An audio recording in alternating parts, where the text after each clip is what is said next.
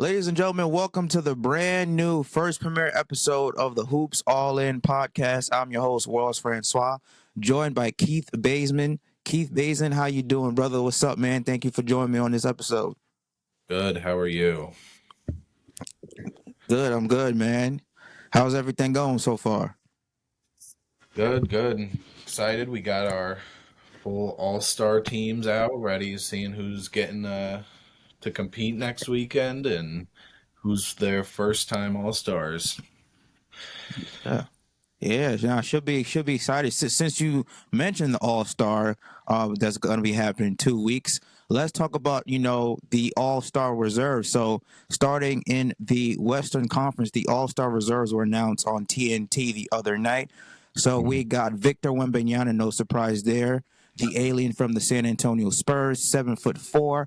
We got Anthony Davis, the power forward from the Los Angeles Lakers, alongside his best buddy LeBron James. At the guard, we got Anthony Edwards from the Minnesota Timberwolves, team 2024 Paris Olympic guard. We also got James Harden from the Los Angeles Clipper. As the other guard, we got Jaren Jackson Jr.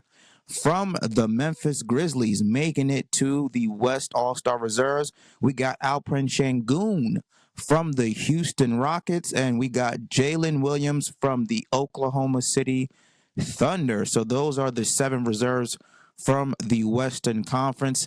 Now, out of those reserves I made, anybody that you think that did deserve to make the spot, who are some of your biggest snubs as well too? You thought that should have made it over the current roster who did made it? I am very surprised that Şengün did make it over Sabonis, even with the Houston Rockets being the 2 seed out west and being on a little roll over there.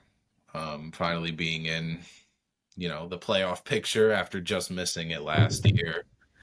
I think, Şengün's great. He plays similar to how, Sabonis does play, a big man that gets rebounds, throws a lot of assists. But, Sabonis I think his numbers are 22, 15, and 7, and leading the league in double doubles. So that was the biggest surprise to me, I think, of a snub that didn't make it.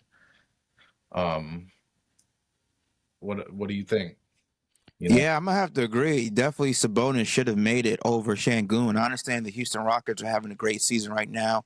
At this time, I believe they're second in the Western Conference, right behind the Oklahoma City Thunder. But when you have a guy who's leading the NBA in rebounds, who's, as you said, is averaging 22 points, 14 rebounds and almost 7 assists a game, you don't find that type of production coming from the forward center position, especially in today's NBA. So he definitely should have made it on there. Now they're going to look at the Kings record. I believe they're 10th in the Western Conference and hold that against them. But it's all-star. It's an individual accolade. It's an individual award. It's not, a team success. It's based off an individual's performance. And his performance, the numbers, the stats that he's putting up shows that Sabonis should have made it as a reserve. I think it's a monster is crying for him not to be there. Absolutely ridiculous. But Yeah, second year in a row. It's the Kings, have had their issues this year. Mike Brown got fired, but since then they were on a little bit of hot streak. I think they had gotten up to 7 in a row under Doug Christie. And they're still not in the playoff picture. They're in the play, but I do think that after what happened last year with him not making it, I thought he was definitely going to get in there this year. yeah. And I mean, hopefully he does make it in there. As we know, Anthony Davis from the Lakers is out a week for that abdominum injury. So we'll see if that keep him out during the All-Star break, which is 2 weeks away. If Mhm. he's unable to play, Adam Silver should be the first person to call. Should be Domas Sabonis from the Mhm. Kings. Should be the first call. But we'll see. Usually somebody can't play. Injuries happen around the halfway point during the season. So we'll see if he gets that call to be a replacement from one of the reserves. But yeah, it was just shocking. I was just surprised. Yeah. And as great as he's been playing this year, I was super surprised to see that they gave James Harden a spot again. He's kept the Clippers rolling, pretty much without Kawhi this whole year. I know he's played a little bit, and obviously he's not the Kawhi that, from the Raptors or even the earlier years when he joined the Clippers, but he is definitely still the powerhouse offense over there that is keeping them afloat. So I Hmm. was super surprised to see him in there, but I think it's 100% deserved with what he's doing, and he's got a bunch of people looking great over there. Zubac, some people even said Norman Powell should have got in here, and well, I don't know if I know he's in the most improved player, but he's got them all looking great out there. Yeah, I thought two Clippers should have made it too. Obviously, Jared Jackson Jr. was the other reserve being there. Obviously, they had to have two forward/center since it's now a positionless NBA. But Mhm. Norman Powell should have definitely been in there. He's averaging the best numbers in his entire career, 24 points per game. That is his best in his entire career since being in the NBA. When Kawhi Leonard has missed majority of the season, him and James Harden have single-handedly carried that Clipper team the entire year. And there were nights where Norman Powell was scoring 30, 35, sometimes close to 40 points a game where he was just on a hot streak. So for him to be left off again, I was surprised. I think, Jaren Jackson Jr., granted that the Grizzlies are doing well this year.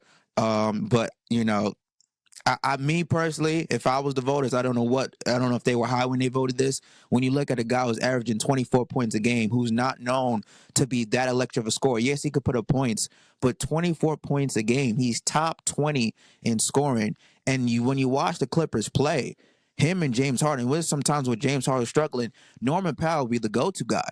So you can't leave that type of production off, all-star game. But we don't make the calls. We just watch as from the sidelines, from the bleachers as fans. But I think Norman Powell and Sabonis should have definitely in, and I would have taken out Jaren Jackson Jr. along with Alperen Şengün. But I guess they needed two or a couple of big men in there. I mean, just like we said with Sengun, though, Memphis is the 3 seed out west. They are used to having injury problems. Last year they didn't even make the play in because Mm-hmm. they always had. I mean, you look at their injury report; they had like at least 8 guys out a night. Ja with everything he went through last year with the Yeah, suspensions and then tearing his something in his shoulder, and there was Jaren. like a torn labrum. Yeah. Yes, yes. And then Jaren, was really not left out there by himself, but he really got pretty much reps to where he was the ball handler and he was the go-to guy. And I really think that was a great season for him because now that the Grizzlies are back in, maybe not contenders necessarily, but as a high playoff seed as of right now, that season of development is going to be really good for him when they are in the playoffs. So I think Jaren, you know, he's one of the spots where, yeah, his stats aren't the great. He's not the greatest rebounder in the world, but his impact, I think, puts him as puts him up there. Yeah, agree. I mean, there's only 7 spots for reserve, so we could go all night long about who should have made in the West, but let's look at the Eastern Conference side of things. So these are the Eastern Conference reserves.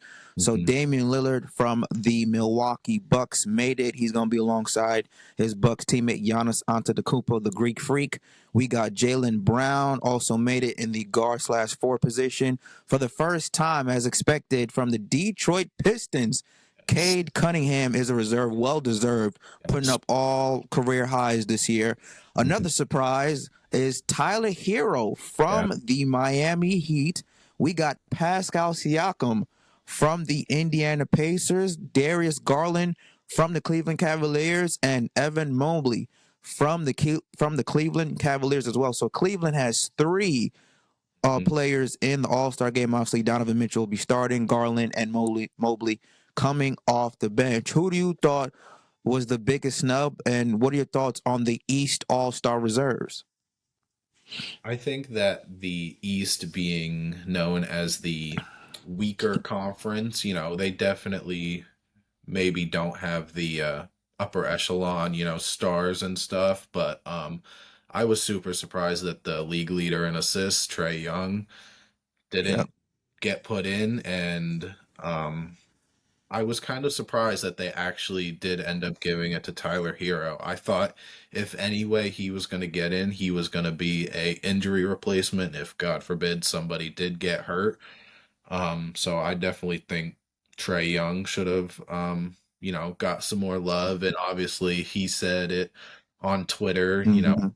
maybe this morning or yesterday, that, I mean, he said something's going to change, so to where this isn't happening to him, because this has happened. I think this is his third time being snubbed when he has had really great seasons, even though the Hawks are, not the greatest, and they got some unfortunate news with Jalen Johnson, who Yeah. I think if he was healthy, he would also be getting some all-star buzz for his first appearance, just like Evan Mobley as well. Yeah. No, yeah, to go back to Jalen Johnson, he was balling. He was definitely the Hawks' second best player. Sometimes he was the best player on the court. Hmm. But going back with the Eastern Conference All Star reserves, gonna agree with you right there. Very, very surprised that a guy who's leading the league in assists at 11 and a half a game doesn't get the knob, averaging almost 23 points a game, shooting 40% from the field. So again, I don't know what these people were thinking. I know, a portion of it is the fans, and then a small portion is the media, and then the coaches and players. But to not have somebody again who's leading the league in assist most of the games, so there's been games where we had over 20, 25 assists per game. Gets it. Now I get it. Tyler Hero, all around best year, 24 points a game, again, top 20 in points. He was shooting very, very efficient from the field, 47% from the field. So I can understand why they put Tyler Hero in. But I mean, for Trey Young not to get in there was just as much as big as a shock as Sabonis being left off. And I also too there was some buzz about LaMelo Ball possibly getting in, because even though LaMelo Ball was injured for a good portion, not majority, but a good portion of the season, look at his numbers. He's averaging better numbers than Tyler Hero and Trey Young. 28 points per game, top 5 in scoring. He's fifth. He's ninth in assists at 7.5 assists per game. Upped his rebounds from last year to this year.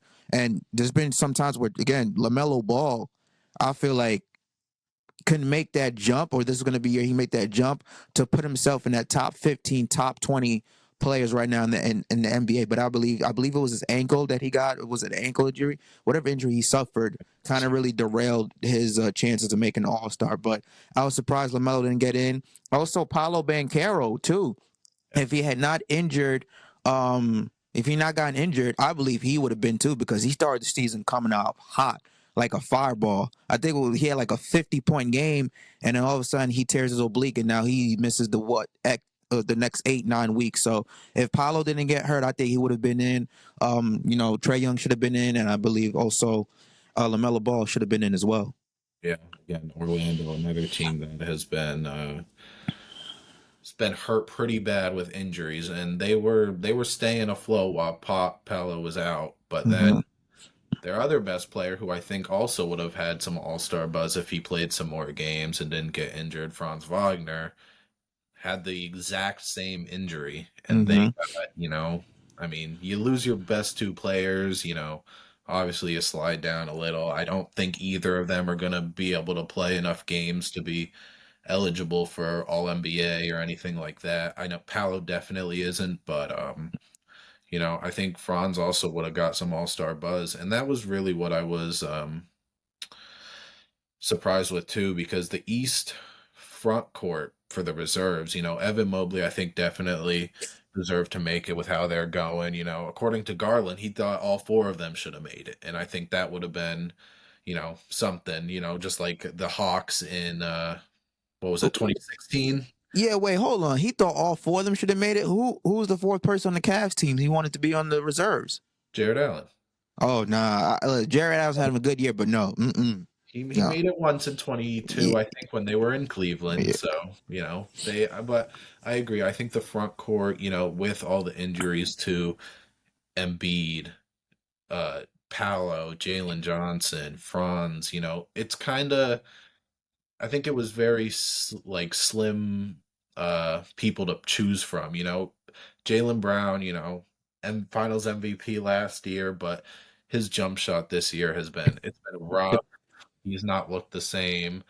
Pascal also is, has I think been it's been pretty close between him and Halliburton through who's been their best player, but even him, I don't think he would have made it if, a couple of those other guys were healthy. So, I think there were I think everyone that made it had a pretty good case to make it, and they all deserve it.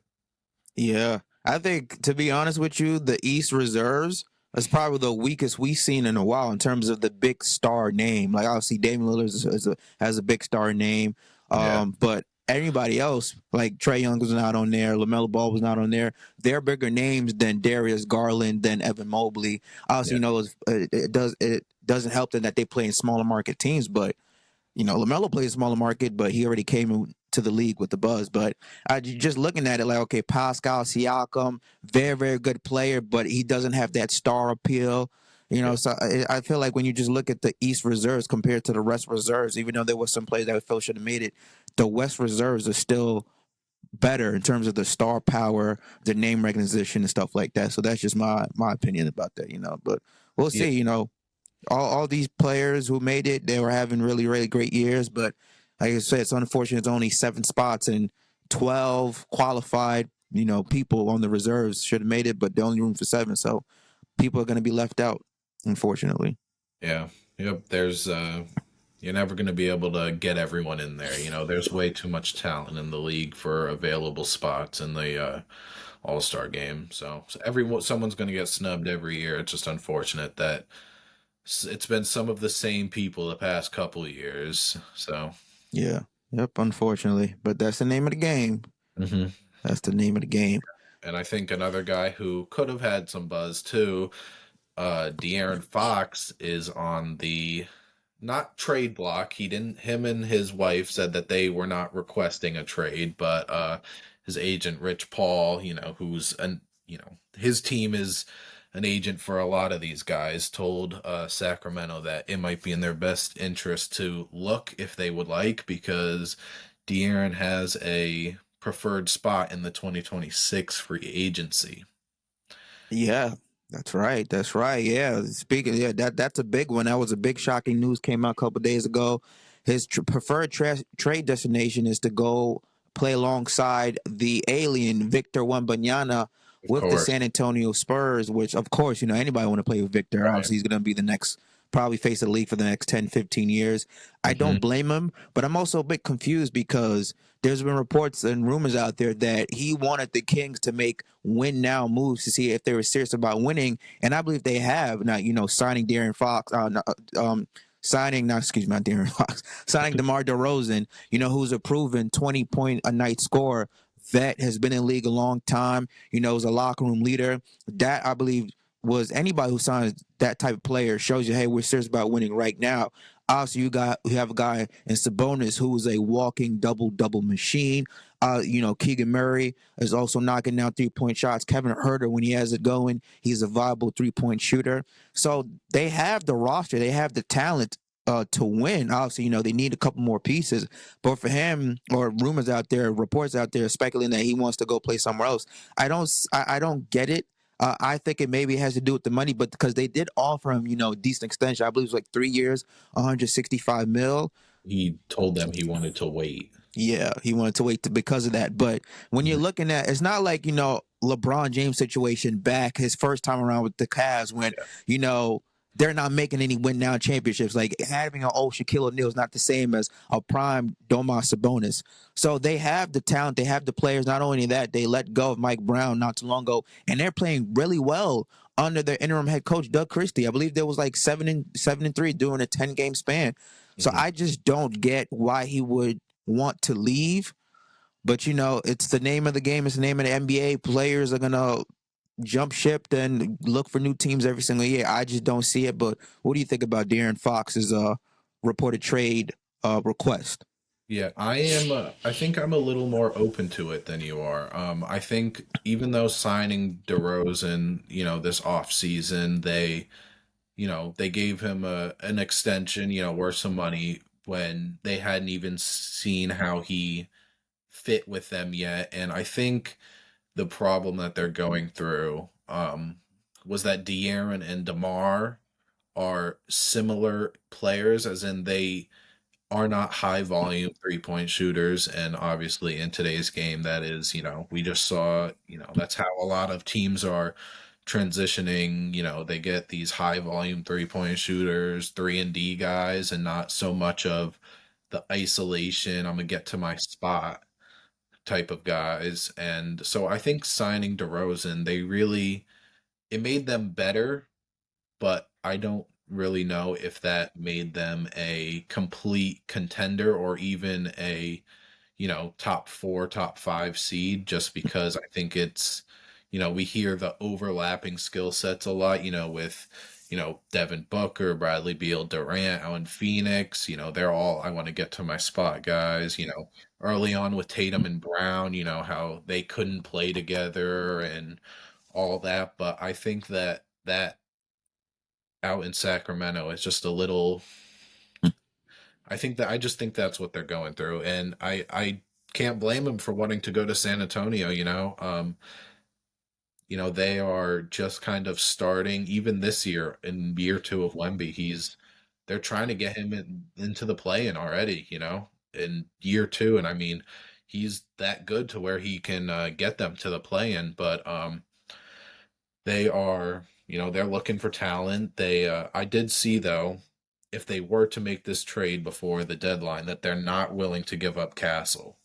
So I think, I don't know if Fox will get traded this deadline, at least to the Spurs. Just because if they're already coming out saying that they might want to come in 2026, why am I going to trade, a big package when we know you more likely than not want to come here anyways, just a year and a half away. Yeah. So I think it's I think it makes sense. De'Aaron just got them to their play-in, or not play-in, their first playoff spot a couple years ago for the first time in almost 20 years. And they haven't had much success outside of that, even though that was a special year with the light the beam and everything that they had done. But I think the team is just at a cap of what they can and accomplish with this core. Yeah, I mean, it's very, very tough, especially, when you fire unanimous coach of the year six Hmm. months after signing him into that massive extension. You're looking at that organization, be like, what is the direction? Because Mike Brown's a good coach. Again, one unanimous coach of the year 6, 7, 8 months before you you fired him and signed to that massive extension. So what is the direction of the Sacramento Kings? Firing Mike Brown, which probably he might have lost the locker room. Once you lose the locker room, there's nothing you could do to gain that back. But what are they trying to do? Like, where are they going? I believe, like I said, like looking at the roster, they have really good, talented players. Like Malik Monk last year, I believe, should have won not rookie of the year, should have won 6 man of the year. He came second behind Nas Reed. And again, very valuable 3-point shooter, can defend, can play through positions. So we talked about Keegan Murray again. He's due for a big contract. He's probably going to be the next one of the main focuses of the franchise. If they decide to move on from Fox, they can start to really look at the build around Murray. Kevin Hurt, again, he's hot. He's cold. He reminds me of a white version of J.R. Smith. When he has it going, he has it going. It's true. When he doesn't, he's ice cold. And again, going back to Sabonis. So when you have another all-star on your team and you have a perennial 6-man of the year candidate every year in terms of a knockdown 3-point shooter that can defend, all you just need is one more piece. And for him to want to go to play with Victor Wembanyama, obviously a lot of people are going to want to play with Victor Wembanyama because, again, he's going to be the next face of the league for the next 10, 15 years. Like you said, there'll be no point for the Spurs to trade for him. It says, well, why should we give up our assets that we've trying to develop these players? Well, we could just sign him here in a year and a half. Now, obviously, there's the other teams that he has interested in. Like if he can't go, if he doesn't make it to the Spurs, Houston is also on his list. Miami's also on his list. Surprisingly, all those teams have no state income tax. Maybe he's probably tired of paying that 14.5% of state income tax in California. So he's like, get me the hell up out of here. That could be another reason. But yeah, if you're those teams like a San Antonio, like a Houston, who's a couple years ahead of schedule, there's no need for you to trade valuable pieces that you've developed to get somebody who's going to be a free agent that you can just sign them away, for nothing. So that's my opinion about it. And I think that he'll be a better fit with San Antonio because Houston, I believe that they already have too many guards. Fred VanVleet, you got, Brooks, you got Thompson. They got too many guards. Jalen Green as well, too. So, and again, I don't think they want to trade any of the guards because they love their roster right now, especially 10. Jalen Green can be an all-star. Fred VanVleet, again, veteran leadership in the locker room, championship pedigree. Dylan Brooks brings that toughness, that dog that they needed. So, and Amen Thompson could be a future defensive player of the year if Wemby doesn't win every single year. So, if I'm Houston, I stay away from De'Aaron Fox. What you have going right now is a great thing. Ime Udoka is obviously in the conversation for Coach of the Year with Kenny Atkinson. What Houston is building is great. They don't need De'Aaron Fox. But if you're the San Antonio Spurs, you have a chance to pair an all-star point guard with Fox. Obviously, Chris Paul is there, is teaching Wemby how to be a pro. Chris Paul is obviously on his last legs. Got a maybe, 2 years max, he said. If So that'll be a perfect, replacement. And then Castle can move to the 2. I like Devin Vassell. I like Jeremy Shohan. I like even Kendall Johnson, who was before the face of the Spurs before Victor came along. But yeah, what San Antonio's building, like I said, they got a great thing. This I don't like when teams and GMs do this when they see that a player, especially a all-star player, a franchise player, there's rumors and reports about them interested in signing with that franchise. They gut the whole roster just to get them, and you don't need to do that. Like I believe, and not to go on a tangent, but look at the 2011 trade when the Knicks made that trade to get Carmelo Anthony. yeah, They had Danilo Gallinari, Tyson Chandler, Amari, Raymond Felton, and then they said, well, Melo might go to the Nets. Melo's not going to resign. Okay, Melo could have been happy playing the rest 4 months on the Nets and then just go across the river. But yep. they gutted their whole roster just to get Melo, and they were never really the same. So that's just my opinion. There's no need for GMs and team owners to gut their roster just because an all-star player, franchise player is interested in signing there. Wait until they're a free agent. If they get traded somewhere else and they haven't signed an extension, just be like, yo, we'll come recruit you in free agency. Bottom line, boom. I am going to play devil's advocate, though, because as a guy like how Donovan Mitchell, when he was leaving Utah, there were all the rumors in the world that he wanted to be a Knick or he was going to end up with the Knicks. Mm-hmm. And the Cavs, they got in there, they traded for him, and now they don't even have 10 losses this season. I think they've been almost a 50 win team every year he's been there. And I think he's found his new home. So I think that the part of the scare is, say, in this next week or so before the trade deadline, if a team really does take a stab at De'Aaron that isn't San Antonio, and he's there for the rest of this year and next year before that 2026 free agency comes up, he might get, you know, he might have that same situation where he finds his new home and he forgets about wanting to go to the Spurs, and whether that is a Houston, which again, I've heard that they don't want to really make any moves. They are in no rush. I don't think anybody needs to be re-signed this off season, so they have time to determine what they want to do. And guys like Jabari Smith aren't even playing right now, and Tari Eason's been in and out, and I think they will have a bunch of decisions to make coming up, but I don't think they should do that.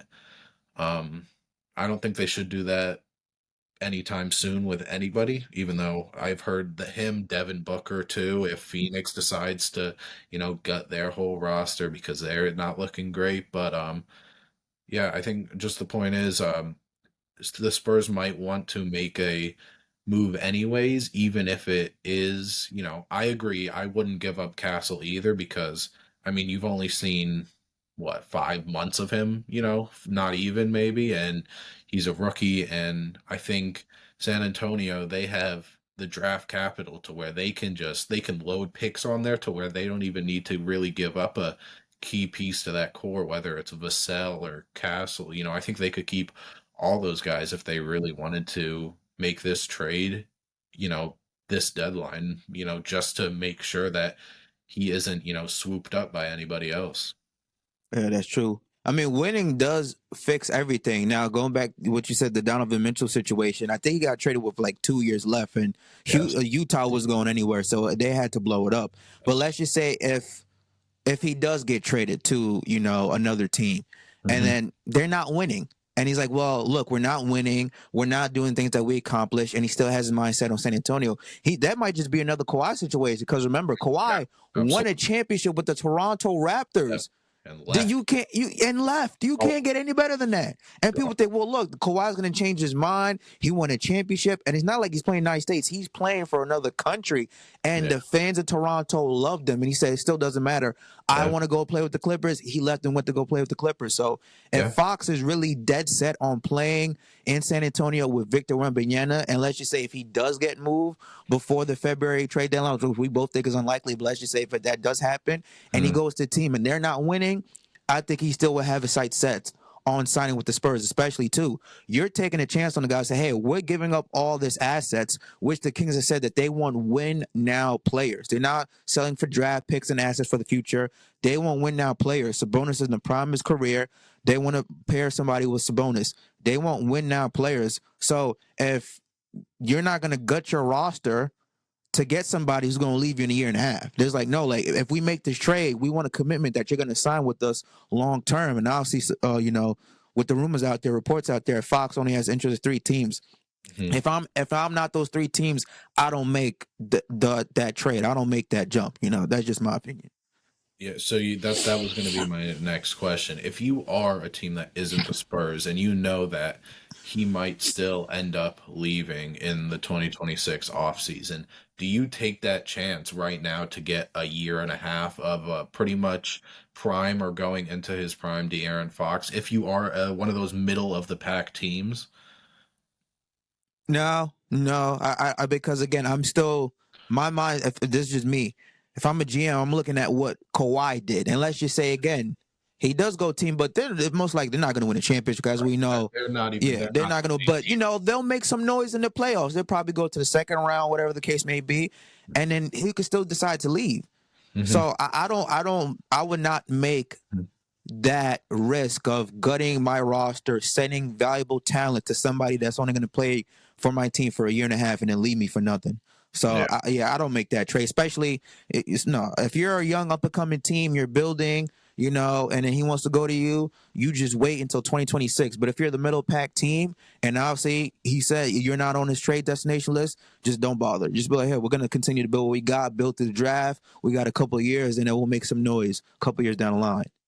So are you team if the Spurs do want him, are you team trade for him now depending on what they want, or are you just wait until 2026 and hopefully nothing happens, he doesn't change his mind? Yeah, I'll just wait because they said, hey, we want win now players. Now, if you're able to convince and change, the Kings GM's mind and say, hey, we'll just give you draft picks, but we're not going to give you, Castle's probably going to be Rookie of the Year. We're not going to give you a Devin Vassell. We're not going to give you a Shohan. We're not going to give you a Johnson or Julian Champagnie or stuff like that. And just wait because, only a year and a half is a year and a half away. We could get him for nothing, and then boom. He'll still be in the prime. I believe he's 25, 26. Yeah, and a year and a half later, he'll be 27, 28. He'll still be in the prime of his career. So, yeah, we'll be fine. That's my approach. All right. Yeah. I mean, it makes sense. It's just, again, it's the, and that doesn't happen too much to where, like with Donovan Mitchell, where, if he gets traded and, it's not too common where that happens, but, anything that can happen, I don't think any of us saw, Cat being traded this last offseason. Yeah. And, he did. So it's just like anything can happen at any moment kind of a league. So. Yeah, that's the NBA. Players are constantly moving. Constantly moving like light speed. Speaking of somebody who is trade rumors swirling around before the trade deadline, We all know what's going on with the drama between Jimmy Butler and the Miami Heat.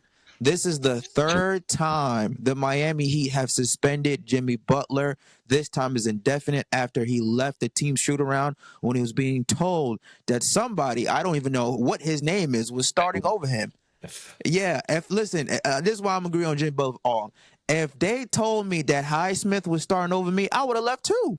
You talk about I'm a multiple time All Star. I'm gonna be a future first ballot Hall of Famer. You got this dude starting over me. That's just straight pettiness from the Miami Heat and Pat Riley. But that's just my opinion. But what do you think about this whole Jimmy Butler Miami Heat drama situation? Do you think the Miami Heat will move him? And what team do you think he'll end up for? Obviously, Phoenix is his preferred destination. But what do you think about the whole Jimmy Butler Heat drama?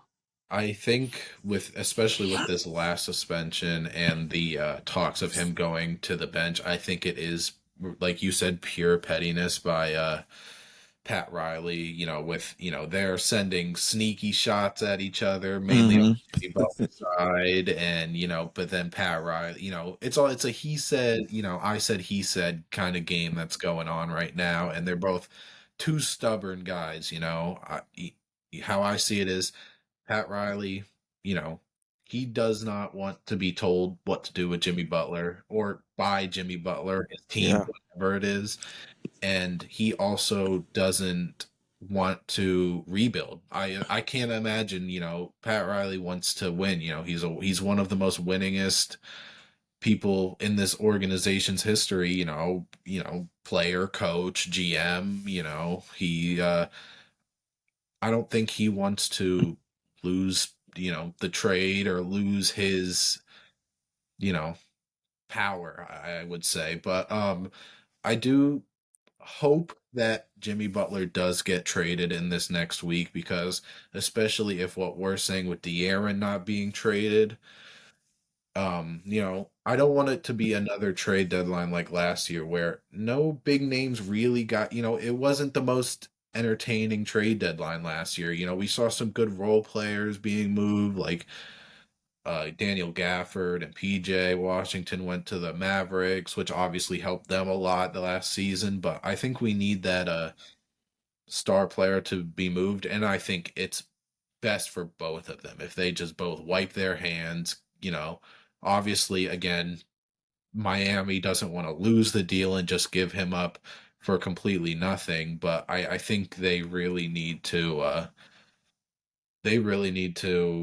get him out of there because he, again, and not saying that he is the one that's 100% in the wrong, but just what the situation has come of, he either needs to get dealt or they need to tell him to stay home. They need to do what they're doing with PJ Tucker. He's getting paid like 11 million and he isn't even in the locker room. Yeah, for real.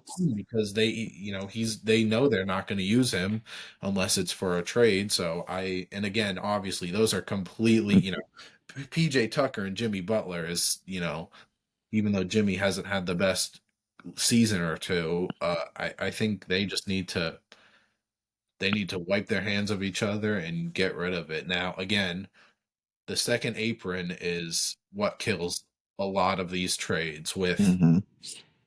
Jimmy Butler and even Zach LaVine. Zach LaVine is a great player that needs a new home, but the contract is maybe a little too rich for what his production would be in another team where he isn't the number one option because so which is why I think Phoenix is really it's a spot where I think is the easiest for them to do. But again, Bradley Beal has a no trade clause. We've seen him say, I have all the power, pretty much, which is a crazy thing to say at his like he's still averaging 32 or whatever he was averaging for a couple seasons, But I don't really know. And the thing that surprised me the most with Jimmy Butler is him saying, I don't want to be in Memphis. Yeah, that's right. That's the only team. I thought Memphis was the like maybe one of the best situations for him because he wants to compete. Uh, Memphis has a lot of good players that don't necessarily get playing time when everyone is healthy. The reason that they are so good is because when someone does get hurt, they can call up Luke Kennard to play because Marcus Smart's been hurt, or Mm-hmm. Jake LaRavia to play when Brandon Clark is hurt, like, so I think that would have been really the best situation because they also need a big wing. They're really their best wing with, Gigi Jackson being hurt and Vince Williams being hurt for the start of the season was their second round rookie, Jalen Wells. And he's been great, but he's a second round, like he's given star players a crazy like defensive game, but again, a second round rookie. And I think he would have slid in perfectly there with a mix of defense with, Jaron and Zach Edey. And then also he can still have his games where he's maybe getting up 25 a night or something, or 30 every once in a while if, people aren't hitting the way that they should be. So I'm Mm-hmm. surprised to say that that was for a while the only team that he didn't want to go to. Yeah. No, I agree. I mean, going to the whole Jimmy Butler drama in South Beach, Miami, Mhm. again, I don't know what Pat Riley's, prerogative. Obviously, Pat Riley's 79 years old. He's going to be 80 in March. So Yeah. he's not going to want to go through another rebuild. He's starting to see his own mortality. So Pat Mhm. Riley, again, like going with the Sacramento Kings GM and says, hey, we want win now players. Pat Riley's not trying to rebuild. So if you No. get a win now player that compare with Tyler Hero and Bam Adebayo, the Heat have a pretty solid roster. Now, again, going with the Phoenix Suns, that is his preferred destination. Bill has all the power, and Bill has shown no inclination to waive his trade clause to go to Miami. So who are you going to get Right. if you're the Yeah. Miami from the Phoenix Suns? What, you're going to get Grayson Allen, Yusuf Nurkic, Tyus Jones? That's not going to. Those are not win now players. They're good players, but they're not win now players. They're not impact players. So I think Pat Riley is just going to either have to trade him to a team that's going to be okay with him with having Jimmy as a rental for 4 months, the remaining of the season, and he's going to be out, or he's going to have to risk losing him for nothing, or just trade him to Phoenix. Say, hey, Phoenix, you know what? Give us your draft picks. Hopefully that there'll be a gem in this 2025 draft, which is a lot deeper and better than the 2024 draft. And maybe they could just focus on building this roster around Hero and Adebayo. But those are really the three options that Pat Riley has. If you don't trade him, you're going to lose him for nothing because he's gonna decline his player option and then go sign with the Suns. But if you do want to trade into his preferred destination, you're not going to get back Bill. Do you settle for an Allen, for a Nurkic, for a Jones? You better ask Phoenix Suns for multiple draft picks or try and make this a 3-team trade for it to be somewhat fair composition. Mhm. So I don't know. I mean, tough place for both teams. Obviously, Butler has a little bit of the leverage with this being his last year of his contract. Obviously, has next year, but he's going to opt out. So I don't know. I don't know how this relationship got so soured. Remember, Miami used to be a destination for top free marquee free agents. Remember the big three when they got LeBron James, Chris Bosh, and then re-signed Dwayne Wade. After that, they haven't been able to land big marquee free agents. When Kevin Durant was a free agent, that was rumored to sign with the team. That didn't happen. They didn't bring back LeBron James. Devin Booker was a name out there. Kyrie Irving, there was a name out there. Multiple names out there that the Miami Heat were not able to get. Is it something with how Pat Riley is? Because we know Pat Riley, he's the Godfather.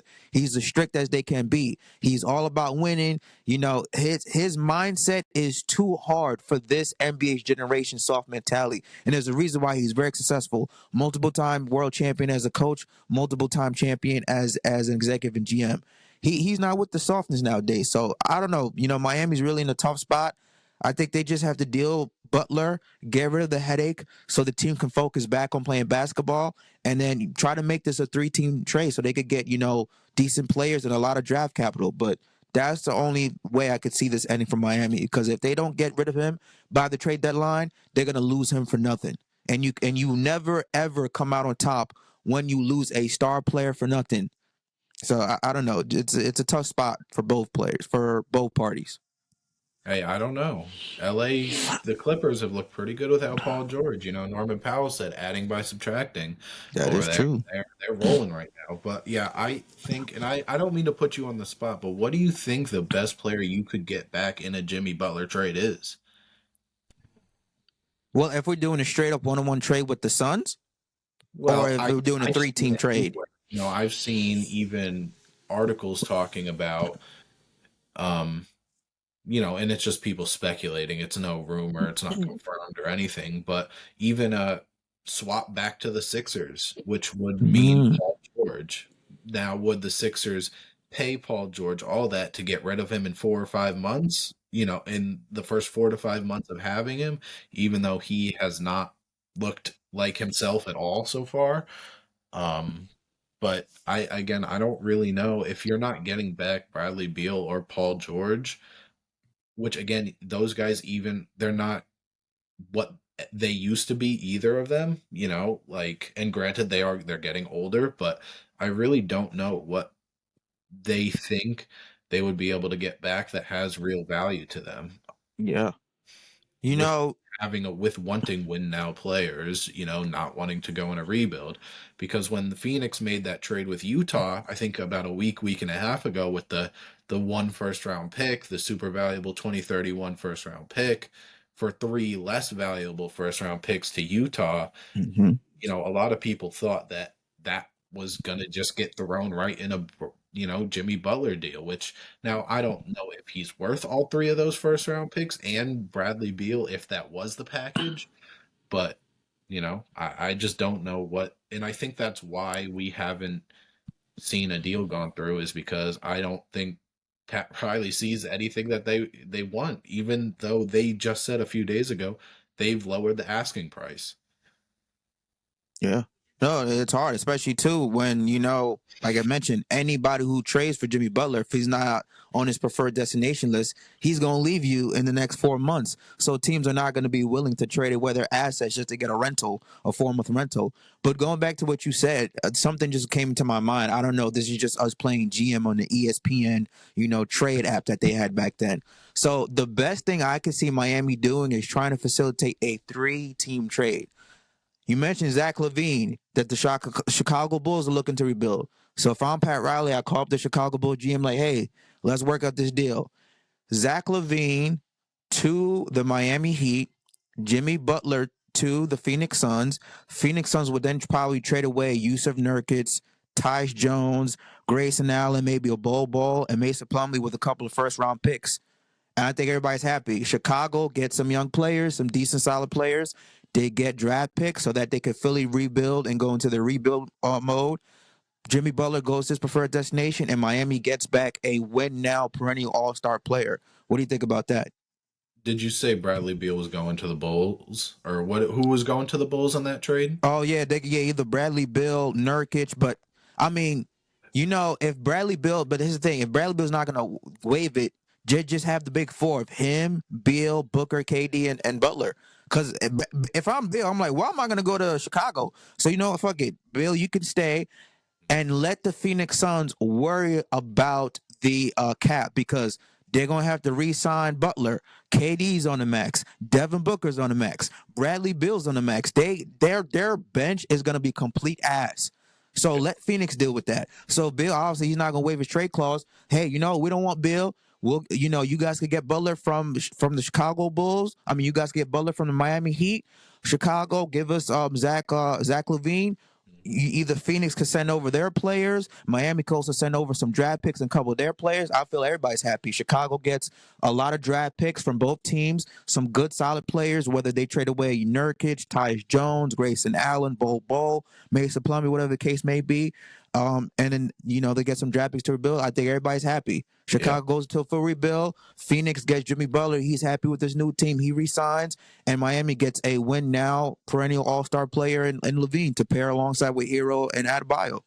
I will say, as nice as it does to even sound for Phoenix to get rid of Nurkic and stuff, I don't believe there's any way that Phoenix would be able to get Butler without giving up Bradley Beal. So, as sort of nice as that four-headed, I guess, tandem is, even though a lot of them, or not a lot of them, a couple of them would not be in their prime. I don't believe that there's any way, with Phoenix being a second apron team, that they could get Butler in Phoenix without giving up Bradley Beal. And I have seen that three-way deal that you have mentioned with the Bulls, the Heat, and the Suns, and it would be, the same thing you said, but Beal going to the Bulls. But again, Beal would have to waive that no trade clause. And again, I don't really know why he would, because even though the Suns have gotten, after the first few weeks of the season have really gone down in the standings, the Bulls don't know what they're doing either, really. They are in such a stuck spot with Levine and Vucevic, and I think that I don't think they would give up Levine if that meant in a three-team trade that they were getting Beal back, because I believe Beal has another year on that contract, and that's just, I can't imagine that's what they want to deal with, especially with all the guards that they do have. At least Levine sort of can play the small forward over there with Josh Giddey and Kobe White, but if you swap that out, put Bradley Beal, who I think, it might be wrong, has an extra year than what Levine does, I don't really think that gets them anywhere with the direction they want to go, even though the direction that the Bulls want isn't necessarily clear. Well, yeah, that's the thing. The Bills are just in no man's land. But if you're rebuilding, you're gonna want multiple first round draft picks, either expiring contracts or just vets is gonna show players that you're building around, like Cam White, obviously, and Ayo Adusamu, who's again another very good young player. And I'm looking at the contracts right now.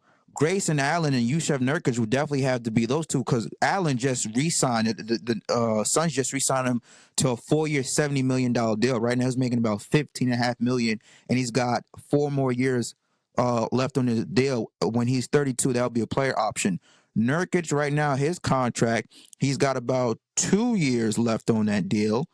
Now, yeah, 2 years this year, next year, and he's going to be unrestricted agent at age 32. So that's 18 million. So 18, 15, you got to send those out. And then obviously it's good, but the thing is with Bill, if Bill's saying I'm not waiving my no trade clause, then you have to get the other players that are playing for the Suns. You can't get Bradley Beal. And we're just like, fine. Like I said, let Phoenix figure that out. Because if he's saying no, and if the numbers make it sense, where you're going to have to move up Nurkic's big contract, you're going to have to move off Allen's big contract, and you're going to have to possibly put maybe a Tyus Jones or somebody else in there to make the contracts work, and let that be Phoenix's problem, because they could just go into the free agency next year, the summer, and then just waive Bradley Beal and say, hey, you know what?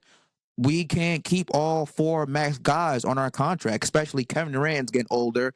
Devin Booker is probably going to want to be out of there once his deal ends. Let that be Phoenix's problem. But the best that you could get back, just looking at the numbers, Allen, Nurkic making a decent amount. Miami, if Miami wants to send a player to Chicago as well too, there's a couple of players. Kevin Love hasn't been playing that much. Even though he's locker room leader, Terry Rozier hasn't really panned out for the Miami Heat. You could also possibly send, Duncan Robinson. Remember, they signed him to that 5-year, $90 million deal. That could also just be a salary just to get off the Miami Heat's book. So, hey, you get Duncan Robinson. Let me look at his contract. I think he might be an expiring contract as well, because I know he signed it a couple of years. So if you're a team that's looking to rebuild, you want a lot of draft capital and you want expiring contracts that come off the books within a year or two, so you could just easily just release that player, don't have to sign him back. But that's the best that we can think of. And yeah, Duncan Robinson, this is the last year of his 5-year deal. Next year he has a ETO, which is a team option, and I'm pretty sure that's not going to get picked up for $19.8 million. So yeah, Duncan Robinson, hey, you're going to Chicago, expiring contract for the Bulls. They get Yusef Nurkic, Grayson Allen, 3 first-round picks from Phoenix, 3 first-round picks from Miami. Boom, I think everybody's happy. Zach LaVine goes to the Miami Heat. They get a win-now-ready player, perennial all-star. Jimmy Butler goes to the Suns. Let Phoenix figure it out, having 4 max guys in that salary, but they don't have no bench. Yeah, I get I don't. Again, I'm not even sure if that could go through. But say that for this hypothetical, we do get the Beal and Butler basically one for one. Phoenix might have to throw in another like minimum guy to make that work. I'm not sure, but I even if we have Booker, Butler, and Durant, I really don't think that elevates them much more than Beal does. I think it does a little bit because it's a bigger wing defender, which they really don't have over there, and that would replace Beal, who's coming off the bench for them now. But I really don't think that gets them anywhere more closer to what they want. Maybe they raise a seat or they rise up 1 to 2 positions in the West, but with the West being such a middle heavy team where, I mean, the Warriors, the Kings, the Suns, the Clippers, I think are just above the play in and more teams that I can't think of off the top of my head. Like, I don't I don't love him going there for Phoenix. I think Phoenix is really going to be in a bad spot. Maybe not this deadline, but I mean, I really think I don't think this is Durant's last spot. I don't think Durant retires a Sun. I don't think so either. Yeah, I mean, yeah, in terms of we're saying if the Bill Butler trade happens and Bill decides to waive, I mean, Hmm. you're gonna have one guy who's 36, even though he's still balling his prime. He's 36, gonna be 37 in September. Butler's 35. The only young gun you have is Booker, that's 27, 28, and then Hmm. everybody else, they're not gonna have a bench, and you're gonna have to sign, dudes for pennies for crumbs when you have three guys making max money. But Right. I, I don't know, the new owner of the Suns, Matt Ishbia, I believe his name is Ishbia. I apologize if I butchered his last name. He thinks that this is 2K where you could just trade star player after star player. Bro, don't Yeah, work like that. no, and Especially you're gonna have yeah, you're gonna have three ball dominant players. Now KD can play off the ball, but Booker's gonna need the ball. Butler's gonna need the ball, and everywhere Butler has went, there's been a persona that's been about him. Especially Chicago, he got traded. He went to Minnesota. Look how that ended up. He went to Philly. Embiid wanted him back, but they chose fucking Tobias Harris and Ben Simmons over him, and they're regretting that decision. And now looks what happened in Miami. So I don't know. It's a tough situation. And I just wanted to make a correction. ETO means early termination option. So that means that if the Miami Heat do, like, if he does, it'll be Duncan Robinson's choice. But most likely the team is not going to re-sign him back. He's probably going to opt out for 19.8 million. But Miami is not going to want to pay him that much for a guy who's averaging on 10 points a game. So I don't think. Yeah, just wanted to make that. yeah, yeah, yeah. I that's a It's a messy situation. Again, I hope we see him get traded because I think even though he's not necessarily the star he was, I think that's the biggest name that we'll probably see traded again with us not thinking that I don't think De'Aaron's on the movie just yet. So No. Yeah, no, I don't know. I think those are the only options, in my opinion. If I'm Pat Riley, I call him like, yo, listen, you only got to do three. Your only option to get back somewhat of a talent or what you're looking for is to do a three-team trade because you're not going to get a bill for Butler straight up. You're going to have to call another team that's willing to go into rebuild and get as much draft capital and as close to a win now perennial all-star as you can. Chicago's a name that comes up the list. If they could work out the numbers with Phoenix, then cool, along with Chicago. But if not, he's gonna lose Butler for nothing. And look what happened to OKC when KD walked out the door.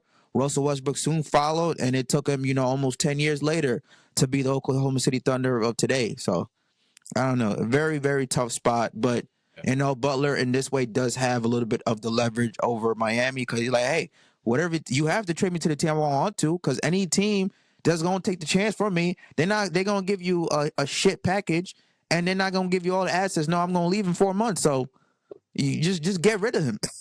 the player in most cases has The they get power. they have the power. They get maybe not their way, but they make sure that the team doesn't get their way in a situation like this where, Butler doesn't really care what Miami gets, Like I think with De'Aaron, at least, they told, the agent told him, you can look if you want because hey, they're giving him a heads up, even though De'Aaron doesn't have a no trade clause. De'Aaron isn't even making super max, he's making max. I think he's around like upper 30s, Mm-hmm. 30 million, but I think in a situation like this, I mean, Pat Riley, he's stuck. Because unless something that we just don't know just magically happens, I think the Heat are in for a rough time, even with, because even Bam has not looked the same this year. Bam is normally on that all-star list that we read, but no, now, it's Tyler Hero because he has the ball in his hands, while Butler's gone. So Mm-hmm. I think they're going to be in a rough situation. Yeah, no, I couldn't agree more. I mean, if Butler was on the contract for the next 3 4 years, let's go back to when the Nets had to trade KD when KD requested a trade from the Nets and they traded him to Houston, to the Suns. They could have traded any team was be willing to give up half their roster, the janitor, the mop boy, the person working the concession to get KD because he had 4 years left on his deal. He wasn't going anywhere. He was tied for you for the next 4 years. Mm. So I believe the Nets they got a great package. Obviously, when Mikal Bridges decides to want to go to the play across the river for the New York Knicks, then it's all right. We got to rebuild because you can't. Cam Johnson is not number one option, but they do have a lot of those first round draft picks, those coveted first round draft picks. But that's what you're not going to get a haul like the Nets got from the Suns with multiple first round draft pick, young players, young assets, stuff like that. So he's just going to have to settle for whatever he can get because it's only a week away, February 6th. Once that passes, Jimmy's saying bye bye. Yeah, and if Jimmy doesn't get dealt, I mean, again, I really don't know what they do. Is this just going to be a keep? He's just going to keep getting suspended Brandon, for yeah, these little, not little things, but things that he's he's trying to get out of there, and I think it's just going to be a rough half of the season for Miami if they can't get him out of there. I think it's going to be rough even if they do get him out of there because I mean, as much as Jimmy Butler has, you know, had his, this season where, they've gone through these hard times, Jimmy Butler brought them to two finals in what, 4 years? Like he's a he's a ceiling raiser, and even though he might not be that same player, I mean, I don't think you're not trading Jimmy Butler and getting back anything better or even the same tier of what he is. Like even mm-hmm. Bradley Beal and Paul George, Bradley Beal definitely I think is a lower tier than Butler now. Paul George might be around that area, but Paul George also gives you a different outlook than what Butler does. So Yeah, I and guess. and you mentioned this too before we go. Like this gonna hurt the Heat's chances of getting future marquee players to that city because they're gonna look at the history of like, well, why is Pat Riley always beefing with his franchise players? Remember, he let Dwayne Wade go. Dwayne Wade left Miami, something you would never think happened. There's a reason why they changed the name of Dade County to Wade County. Mhm. Obviously went to Chicago, Cleveland, and came back. And Pat Riley was like, "Yeah, he messed that up. Couldn't keep on to LeBron James. Couldn't keep up to Dwayne Wade. Now he's about to lose Jimmy Butler. They're gonna look at the Miami Heat organization, the Heat culture, how they hold players accountable to the utmost degree. Why? What are you doing that you cannot keep your franchise star player there? You had three, let him three go in the span of a decade. Either Pat Riley's got to change his approach to things because it's a new generation, or they're just gonna be looking like the Brooklyn Nets in a nice city. It's a big market, but they can't keep shit. They can't keep players there for their life. And yeah, So I think with that perspective, I think, there's still going to be a hot spot destination just because of where they are. yeah, it's Miami. Yeah, I really think that until Pat Riley is not running stuff over there, I really don't know how much better they can do without unless again they get something crazy and a Jimmy Butler return because I mean you don't even necessarily need to rebuild. Like I think a thing that them and like the Kings, if De'Aaron did get traded, is you just got to retool. You got to change a couple things, a couple minor to middle of the pack things. Nothing, you don't got to move your star players, Hero, Bam, or Sabonis, and whatever over there. But I mean, I don't see a world where Miami gets back into it, whether they keep Butler for the last few months of the season or they trade him. yeah. They're stuck between a rock and a hard place. Yeah. So we will be on the lookout for the Jimmy Butler Miami Heat drama, and where will Jimmy Butler be traded come the February 6th trade deadline. That is it of the first episode premiere of the Hoops All In podcast. Don't forget to subscribe to our official YouTube channel at Hoops All In. Link will be in the Instagram bio, as well as listen to the audio version on Spotify, as well as Apple Podcasts, and wherever you stream your daily or weekly podcasts. We're on Podbean, Apple Podcasts, Spotify, iHeartRadio, you name it, we are there. Thanks again, Keith, for doing this with me. Keith will be the official co-host moving forward on the Hoops All In podcast. You can check out his Instagram at Keith. Tell him your Instagram. Keith M. Bazin. All right, there you go. Keith N. Bazin. Again, he's also in the Hoops All In Instagram bio since he's the official co-host. Worlds One, that's my official Instagram. All right, guys, that's it for the first episode. Thank you for tuning in. We'll be back next week, weekly, talking about the NBA, hoops, WNBA when that season rolls around. Going to be putting out some good basketball content out there. Catch you guys later. Everybody be safe. Peace. Yeah. All right.